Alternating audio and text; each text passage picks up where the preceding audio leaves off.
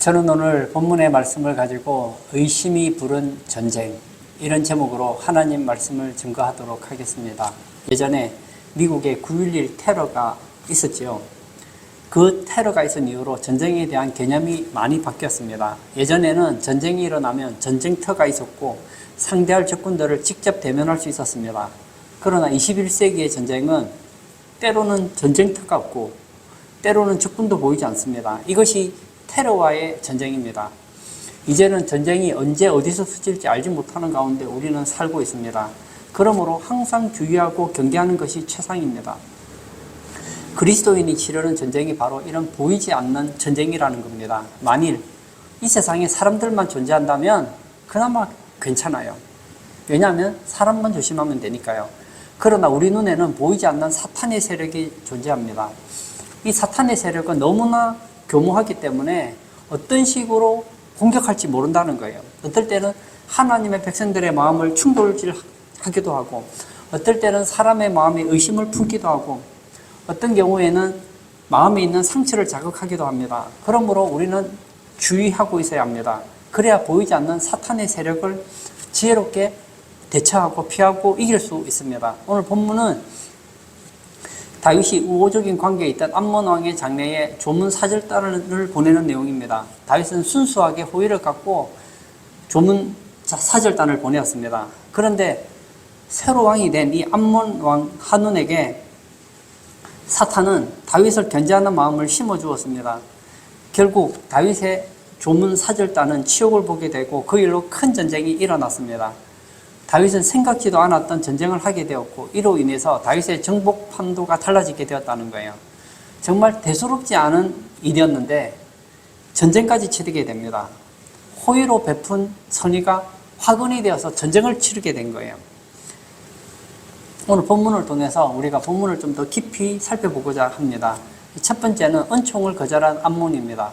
9장에서 요나단으로 인하여 사울의 집에 남은 자를 찾아 은총을 베푼 다윗이 또 은총을 베풀 자를 찾습니다. 이번에는 이방 나라에 대해서도 은혜를 갚으려고 하는 다윗의 모습입니다. 바로 암몬 왕 때문입니다. 1절과 2절을 제가 읽도록 하겠습니다. 그 후에 암몬 자손의 왕이 죽고 그의 아들 한운이 대신하여 왕이 되니 다윗이 이르되 내가 나하스의 아들 한운에게 은총을 베풀되 그의 아버지가 내게 은총을 베푼 것 같이 하리라 하고 다윗이 그의 신하들을 보내 그의 아버지를 조상하라 하니라. 다윗의 신하들이 암몬 자손의 땅에 이르매 다윗은 암몬 족속의 왕 나하스의 은총을 기억합니다. 어떤 내용인지는 나오진 않아요. 근데 분명한 것은 다윗이 이 암몬의 왕 나하스에게 은총을 입었던 기억이 있다는 거예요. 옛말에 그런 말이 있죠. 사람은 은혜를 입으면 모래에 새긴답니다. 그러나 원수는 돌에 새긴답니다. 근데 다윗의 삶을 보면 다윗은 자기 해를 입혔던 사람은 모래에 접는 것 같아요. 모래는 한번 바람이 불면 사라져 버리잖아요. 그러나 다윗에게 호의를 베푼 사람에 대해서는 잊지 않는 거예요. 이 나하스에게 은혜를 갚고 싶은 거예요. 그런데 이게 웬일입니까? 자기가 받았던 은총을 갚으려고 했는데 세상을 떠나버린 거예요. 여러분, 내가 누군가에게 은혜를 입었어요. 은총을 입었어요. 그리고 은총을 갚아야 되는데 미루다 보면 은총을 갚기 전에 그 사람이 떠날 수가 있다는 거예요. 제 친한 친구 중에 한 명, 아주 친했던 친구가 한 명 있었는데 제가 폰을 잊어버리는 바람에 그 친구랑 연락이 안 되게 됐어요. 제가 지금 생각해보면 제가 그때 생각이 좀 짧았던 것 같아요. 제가 그 친구 집을 알거든요. 그러면 그 친구에게 연락이 오지 않아도 내가 찾아갔더라면 충분히 친구를 만나서 지금까지 교제를 할 수 있었을 텐데 기다리면 연락이 오겠지 하고 시간을 지났는데 시간이 너무 지나버린 거예요. 이제는 너무 멀어져 버렸어요. 좀 아쉽더라고요. 마찬가지입니다. 부모님께 우리가 은총을 얼마나 많이 입습니까? 부모님 은총을 갚아야지 생각했는데 생각을 하고 있는데 부모님이 돌아가 버렸어요. 은총은 갚을 수가 없잖아요. 내가 어려울 때 나에게 힘이 되고 기도해주고 관심을 가져주었던 사람들, 은총을 받았어요. 갚아야지 생각을 하고 있는데 생각만 하고 있어요. 언제 보니까 그분들이 세상을 떠나버린 거예요. 어떻게 갚겠습니까? 시간이 지나면 할 수 없는 경우가 있단 말이에요. 다윗은 나하스에게 은총을 입었고 이제 왕이 되고 이제 안정적이 되었기 때문에 나하스에게 은총을 베풀기를 원했습니다. 그런데 나하스가 죽어버린 거예요.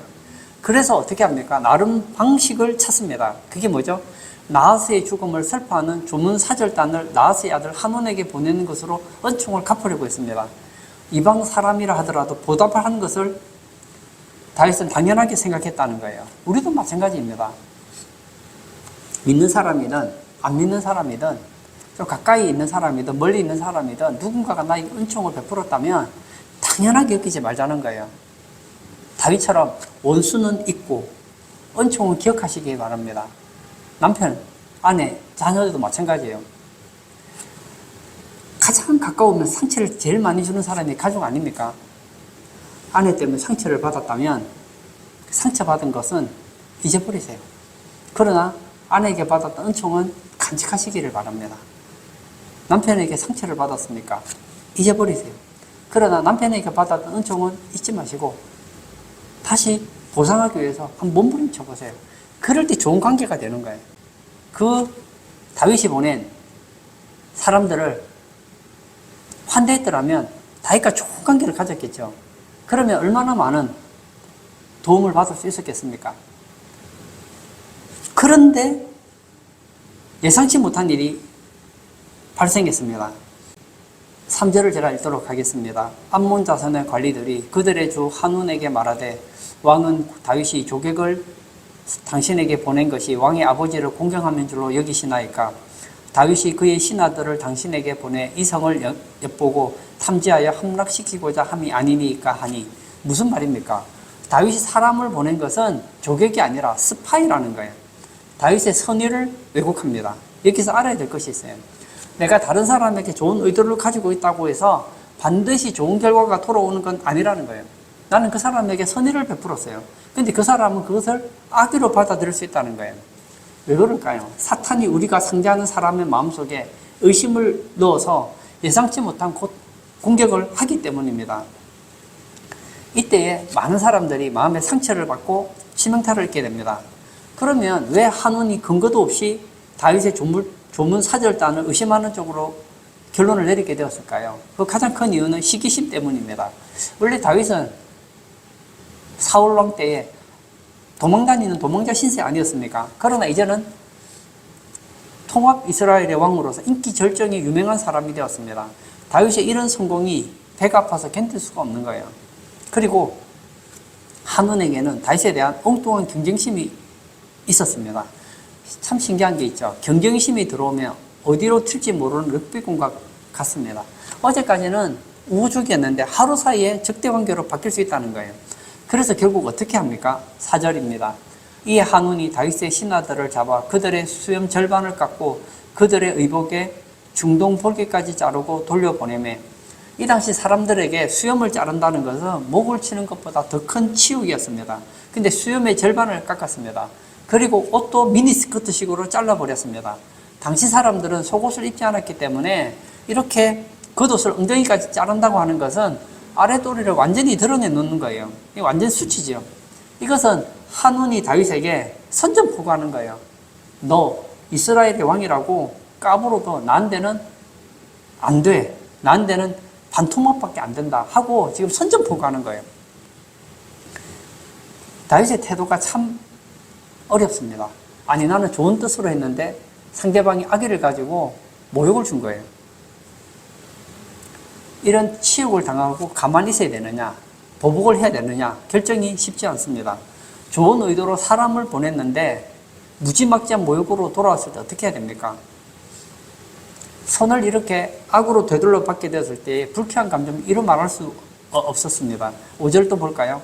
사람들이 이 일을 다윗에게 알리니라. 그 사람들이 크게 부끄러워하므로 왕이 그들을 맞으러 보내 이르기를 너희는 수염이 자라기까지 여리고에서 머물다가 돌아오라 하니라. 역시 다윗입니다. 다윗은 감정적으로 일을 처리하지 않습니다. 지금 수염이 깎이고 그리고 수치를 당하고 온 부하들을 배려해서 예루살렘에 오라고 하지 않습니다. 여리고성에서 수염이 자랄 때까지 머물도록 휴가를 주었습니다. 다윗은 신중한 사람이었습니다.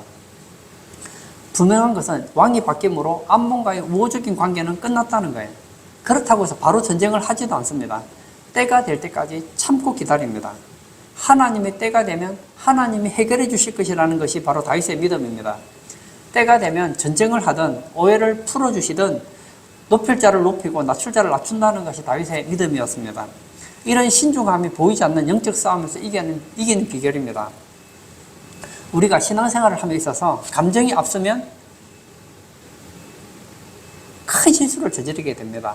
저는 아직 결혼하고 이혼해야 되겠다는 생각을 한 번도 가지지 않았어요. 근데 이혼하는 사람들의 경우를 보면 많은 경우에 성급하게 말을 하다가 이혼하는 경우가 많다는 거예요. 아내에게 좀 실망을 했어요. 그럼 그냥 좋게 말하면 되는데 나 너 못 살겠다. 그러니 상대방이 상처를 받는 거예요. 내가 이거 이혼할 만큼 큰 죄를 지었나? 그래, 이혼하자. 이혼하고 나면 둘 다 후회하는 거예요. 조금만 더 참고 꼭 내가 이런 말을 해야 되는가 하고 조금만 자신을 돌아보았다면 이혼 안 할 수 있지 않았겠어요? 친구 간에도 그렇지 않습니까? 친구 간 내가 마음 상하는 얘기를 했어요. 하루 이틀만 참아보면 별거 아니에요. 악의 없이 한 말일 수도 있잖아요.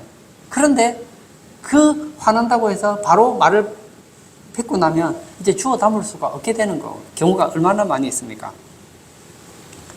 다윗은 신중합니다. 내가 선을 베풀려고 했는데 나의 선의를 악의로 갚았어요. 그럼에도 불구하고 다윗은 신중했다는 거예요. 두 번째, 한운이 전쟁을 일으킵니다. 은총을 거절한 암몬 왕 한운은 이제 전쟁을 일으킵니다. 악수를 계속 뜨는 거예요.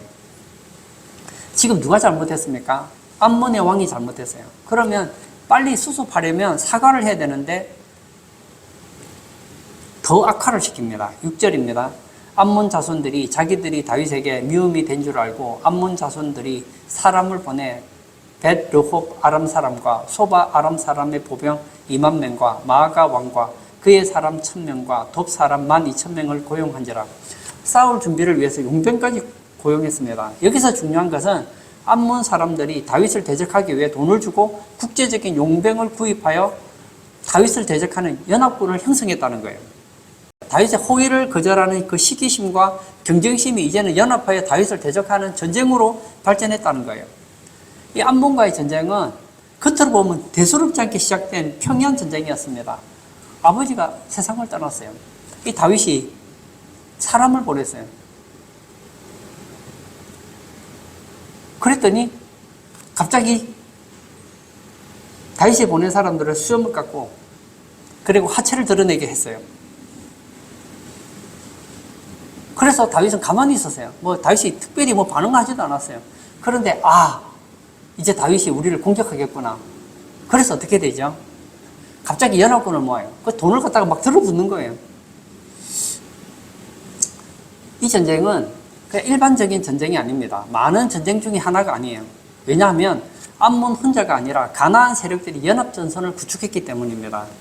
하나님의 마음에 합한 다윗이 온 이스라엘의 왕이 되어서 약속의 땅을 정복해야 되는데 다윗에게 가나안 땅과 그 영역을 상실하지 않으려고 하는 연합군이 형성되었다는 거예요. 그래서 이것은 전쟁의 최종판이라고 할 수 있습니다. 이 전쟁을 통해서 다윗의 정복 전쟁의 판도가 바뀌게 됩니다.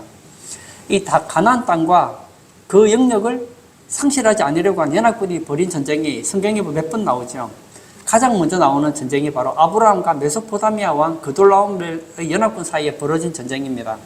소돔과 고모라의 연합군이 있었고 그돌라오멜의 연합군이 있었는데 그만 소돔과 고모라 연합군이 지지요. 그래서 아브라함의 조카 롯이 포로로 잡혀가게 됩니다. 물론 많은 군사들이 포로로 잡혀갔습니다. 그때 아브라함이 가병 318명을 데리고 메소포타미 연합군을 격파하고 조카 롯을 데려오게 되죠. 이 대단한 사건이죠. 두 번째는 여호수아 10장과 11장에 보면 하솔과 야빈과의 전쟁이 나옵니다. 여호수아서를 보면 여리고성을 정복하고 아이성을 정복하고 남북 남방정복을 비롯해서 한 정복전쟁이 많이 나옵니다. 그런데 이 하솔란 야빈은 대대적인 연합군을 이끌고 여호수아와 싸웁니다. 근데 어떻게 되죠? 여호수아가 흔적도 없이 다 싹쓸이 해버립니다. 이제 마지막 남은 정복전쟁이에요. 원래 다윗은 암몬과 정복전쟁을 하려고 했던 게 아니에요. 좋은 우호적인 관계를 맺으려고 했는데 갑자기 악수를 뜨는 바람에 전쟁을 하게 된 거예요. 이 다윗의 연합군과의 전쟁은 하나님의 언약을 이루는 최종적인 전쟁이었습니다. 12절 볼까요? 너는 담대하라. 우리가 우리 백성과 우리 하나님의 성읍들을 위하여 담대히 하자. 여호와께서 선히 여기시는 대로 행하시기를 원하노라 하고, 무슨 얘기냐면 하나님으로부터 주어지는 명령적 군거라는 거예요. 그냥 단순히 암몬과의 전쟁이 아니라 하나님께서 가나안 땅을 주시겠다고 하는 그 약속이 지금 걸림돌이 됐는데 그 최종적인 걸림돌을 제거하는 전쟁이라는 거예요. 이 연합군과의 전쟁이 벌어지게 된 것이죠. 사탄은 우리가 잘 되는 꼴을 못 봐요. 지금 다윗은 이스라엘의 왕으로서 인정을 받고 있죠. 이스라엘은 이제 잘 돼가고 있습니다. 그러니까 어떻게 하죠? 이 사탄이 암몬의 마음속에, 아람의 마음속에 다윗에 대해서 미운 마음을 넣어주는 거예요. 사탄은 어떻게 했었든지 하나님의 백성들이 이 땅에서 뿌리채 뽑히기를 원하고 있습니다. 그래서 어떻게 하죠? 때로는 믿지 않는 사람들을 이용하기도 하고, 때로는 믿는 사람들을 이용해서 의심을 하게도 만들고 싸우게도 만듭니다. 그러므로 우리는 이럴 때일수록 자신을 잘 돌아봐야 돼요. 아, 하나님께서 지금 나에게 지경을 넓히려고 전쟁을 허락하셨구나. 물론 전쟁을 하게 된 원인은 암몬의 왕이 생각을 잘못한 거예요. 그러나 그 잘못된 생각 때문에 결국 어떻게 되죠? 다윗의 지경이 더 넓어지는 거예요. 하나님께서 가나안 땅에 주시겠다고 했던 아브라함에게 약속하셨던 그 땅이 성취가 되는 거예요. 세 번째는 요압의 전략입니다. 다윗은 암몬의 전쟁을 일으켰다는 말을 듣고 자기가 직접 출전하지는 않습니다. 요압 장군을 보내죠. 근데 전쟁터에 갔더니 굉장히 어려움에 처하게 됩니다. 갔더니 뒤에서 지금 양쪽에서 공격을 받았기 때문이죠. 이스라엘은 생각보다 군인이 그렇게 많지가 않거든요. 그런데 한쪽에는 아람군이 있고 한쪽에는 암몬군이 양쪽에 있습니다. 그러니까 이스라엘은 원래도 숫자가 많지 않은데 양쪽을 다 싸워야 되는 거예요. 그때 요압이 아주 꾀를 냅니다. 9절과 10절을 제가 또 읽겠습니다.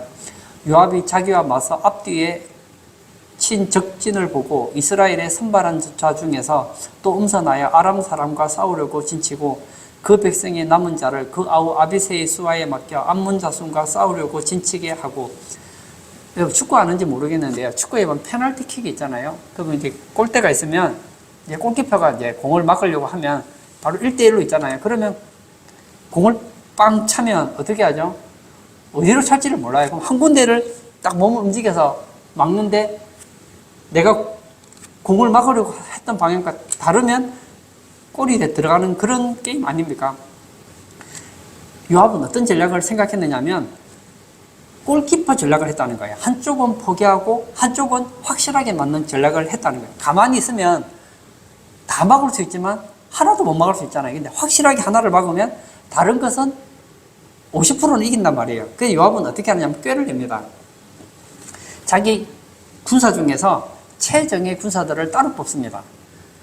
그리고 제일 싸움 잘하고 강한 사람들을 아람 군대와 싸우도록 배치를 합니다. 그리고 대신에 좀 전쟁이 약하고 좀 부실한 사람들은 그의 동생 아비새에게 맡겨요. 그럼 겉으로 보면 지금 암몬과 싸우려고 하는 이스라엘 군사들은 많고 아람과 싸우려고 하는 군사는 적은 것 같이 보여요. 근데 실제로는 최정예 부대는 요압이 다 가지고 있는 거예요. 그리고 얘기하는 것이죠. 12절 다시 읽겠습니다. 너는 담대하라. 우리가 우리 백성과 우리 하나님의 성읍들을 위하여 담대히 하자. 여호와께서 선히 여기시는 대로 행하시기를 원하노라 하고, 궁극적인 승리는 하나님이 주실 줄로 믿고 최선을 다하겠다는 거예요. 요압의 이런 태도가 무엇입니까? 세상에는 쉬운 것이 없다는 거예요. 모든 전쟁에는 위험을 내포합니다. 그러나 믿음으로 최선을 다할 때 승리하게 된다는 거예요. 그래서 말하죠. 만약에 우리가 지면 너희가 오고 너희가 어려움 당하면 내가 가서 도와주겠다. 그리고 나 싸웠는데 암몬은 공격을 하지 않고 지금 지켜보고 있습니다. 그런데 왜냐하면 이스라엘 군인들 중에 좀 많은 숫자가 이제 암몬을 향해서 공격 배치를 하고 있으니까요. 그 대치를 하고 있을 때 좀 적은 숫자가 아람하고 싸우니까 전쟁하는 이기는 거 보고 어차피 이스라엘이 질 거니까 그러고 나면 연합작전으로 이기겠다고 생각하고 지금 지켜보고 있습니다. 그런데 생각을 잘못한 거예요. 이스라엘의 최정예부대가 아람 사람들하고 싸우는 거예요. 그래서 완전히 아람 나라를 박살을 내버리죠. 그러니까 암몬 사람이 깜짝 놀란 거예요. 많지도 않은 사람을 가지고 아람을 이긴 거예요. 근데 지금 자기가 대치하고 있는 이스라엘 군사들은 더 많은 거예요. 겁을 먹고 그냥 들어가 버린 거예요. 성 안으로 들어가 버린 거예요. 그래서 이스라엘 군대가 어떻게 하죠? 전쟁을 끝내지 않고 예루살렘으로 다시 돌아가게 됩니다. 이제 끝난 것 같아요. 근데 끝나지 않았습니다. 전쟁을 한번 이겼어요. 이제 끝난 것 같아요. 근데 그렇게 끝나지 않습니다. 아람 사람들이 충격을 받은 거예요. 15절과 16절을 제가 또 읽겠습니다. 아람 사람이 자기가 이스라엘 앞에서 피하였음을 보고 다 모임에 하닷 에셀이 사람을 보내 강 건너쪽에 있는 아람 사람을 불러내매 그들이 헬람에 이르니 하닷 에셀의 군사령관 소박이 그들을 거느린지라. 무슨 얘기입니까? 자기들이 패했어요. 가만히 있으면 이스라엘이 우리나라 땅도 다 점령하겠구나. 지금은 암몬을 돕기 위해서 나왔는데 싸워보니까 이스라엘이 너무 강한 거예요. 그러면 나중에 이 사람들이 공격해오면 우리 땅도 정복할지도 모른다는 두려움이 생겨서 어떻게 하죠? 그와 관련되는 왕들을 다 끌어모아서 다시 북쪽에서 전쟁을 하게 되었다는 거예요. 처음에는 암몬의 왕 한운이 장난치듯이 다윗의 신하들에게 모욕을 한 것이 전쟁의 시발이었습니다. 그 아람은 돈을 받고 그냥 전쟁을 해주면 되는 거예요. 패했어요. 그래 돌아가면 돼요. 그런데 다윗이 자기 나라도 쳐들어올지도 모른다 생각해서 대대적인 전쟁을 일으킨 겁니다. 그 결과 어떻게 되죠? 아람이 완전 박살나는 거예요. 여러분, 이것이 영적 전쟁이에요. 우리가 이겼어요. 이제는 이겼다 하고 돌아가지만 또 다른 전쟁이 온다는 거예요. 제가 예수님의 공생의 사역을 보면 참 그 재밌는 것 같아요. 예수님께서 이제 공생의 사역을 위해서 40일 동안 금식하고 기도를 합니다. 기도하는데 이제 마귀가 나타나서 예수님을 시험하잖아요. 사탄이 3가지 시험을 합니다. 예수님 말씀으로 물리쳤어요. 그럼 끝났느냐? 끝나지 않습니다. 어떻게 하죠? 잠시 떠나는 거예요. 그리고 이제 어떻게 하죠? 성경에 보면 종교 지도자들을 통해서 그의 제자들을 통해서 가족들을 통해서 막 다양한 방법으로 예수님을 넘어뜨리려고 하는 걸 보지 않습니까? 결과는 아람이 왕패였습니다. 그렇지만 끝났느냐? 끝나지 않습니다. 앞으로도 계속 전쟁은 일어날 수도 있다는 거예요. 선줄로 생각하는 자는 넘어질까 조심하라. 그렇습니다. 우리가 이 땅에 살아가는다고 완전한 승리는 없어요. 결국 다윗이 전쟁에서 지게 됩니다. 어떤 전쟁에서 지는지 알죠? 우리가 다음 주에 보게 되는데 육적인 전쟁에서 이겼는데 미인계에는 졌단 말이에요. 다음 주에 보면 다윗이 성을 빼앗는 전쟁에서는 이겼는데 자신을 미혹한 한 여인에게는 넘어가 버린 거예요. 너무 말이 안 되는 것 같지 않습니까? 아니 뭐 여자가 목욕하는 걸 보면 안 되지만 왕궁이 높으니까 봤어요. 그럼 그냥 끝내면 되는 거예요. 근데 이 음욕이 일어나서 못 이기는 거예요. 그게 성경에 이런 말이 있죠. 자기 마음을 다스리는 자는 성을 빼앗는 자보다 낫다. 여러분, 성 뺏는 게 얼마나 힘듭니까? 전쟁에 이기는 것이 얼마나 힘듭니까? 그러나 그것보다도 자기 마음을 지키는 게 더 힘들다는 거예요. 결론을 짓고자 합니다. 우리는 때때로 오해합니다. 상대방은 나에게 선을 가지고 접근했어요. 그런데 나는 이것을 의심하는 거예요. 여러분, 혹시라도 어떤 사람이 여러분에게 선을 베풀려고 할 때 이것을 암몬왕처럼 악하게 보지 마시기를 바랍니다. 다윗은 선을 베풀려고 하는데 이것을 의심하고 악으로 베푼다면 결과적으로 암몬은 어려움을 당할 수밖에 없는 거 아닙니까? 로마서 12장 17절에 아무에게도 악을 악으로 갚지 말고 모든 사람 앞에서 선한 일을 도모하라. 설령 그 사람이 좀 말을 좀 실수하더라도 그 사람이 나에게 정말 선을 베풀고 뭔가를 해주려고 할 때는 받아들이십시오. 우리는 본질적으로 죄인이기 때문에 다 실수가 있습니다. 그러나 그 마음의 중심을 보세요. 그 사람이 정말 나를 위하는데 약간의 말의 표현 때문에, 약간의 행동 때문에 오해하지 말자고요. 그리고 다윗이 원하든 원치 않든 다윗은 암몬과의 전쟁을 하게 되었습니다. 근데 단순히 암몬과의 전쟁이 아니었어요. 연합전선이었습니다. 그리고 원래 생각도 없었던 아람 나라가 또 연합체를 구성해서 다윗에게 싸움을 걸어옵니다. 우리는 영적 전쟁에 관심이 없을지 몰라요. 우리는 마귀 관심 없을 수 있습니다. 영적 전쟁 관심 없을 수 있어요. 그러나 사탄은 다르다는 거예요. 베드로전서 5장 8절에 근신하라 깨어라 너희 대적 마귀가 우는 사자같이 두루다니며 삼킬 자를 찾나니. 사자는 함부로 울지 않습니다. 언제 우는지 아시죠? 배가 고플 때. 이제 먹고 살기 위해서 웁니다. 너무 배고프다. 좀 뭐라도 먹고 싶다. 그런 마음으로 덤벼든다는 거예요. 먹이가 있으면 어떻게 하죠? 전심전략하지 않겠어요? 근데 이 전략의 방법이 다양하다는 거예요. 어떨 때는 친구를 통해서, 어떨 때는 부모를 통해서, 어떨 때는 내 마음속에 나 약한 부분을 건드려서, 어떨 때는 아는 지인들을 통해서, 어떨 때는 책을 통해서 다양한 방법으로 우리를 넘어뜨리려고 한다는 거예요. 다윗은 오늘 전쟁에서는 이겼지만 다음 전쟁에서는 지게 됩니다. 우리 성도님들은 다른 사람에게 해주는 그 선의를 잊지 말고 그 은총을 보답하시는 성도님 되시기를 바랍니다. 뿐만 아니라 마귀가 우리에게 다양한 방법으로 영적 전쟁을 가지고 찾아올 때에 백전백승하는 승리하는 그리스도인 다 되시기를 축복합니다. 이 시간 한번 같이 기도하기를 원합니다. 우리가 잘 생각해 보면 어려서부터 얼마나 우리가 많은 은총을 받았는지 몰라요. 근데 많은 경우에 우리는 부모님이 내게 베풀어 주신 은총을 당연하게 생각해요. 친구가 내게 베풀어 준 은총을 당연하게 생각해요. 그리고 주변의 사람들이 내게 베풀어 준 은총을 당연하게 생각하는 경우가 많아요. 당연하지 않습니다. 다윗은 그 은총을 갚으려고 했어요. 뿐만 아니라 내가 원하든 원치 않든 우리는 영적 전쟁을 하는 군인이라는 거예요.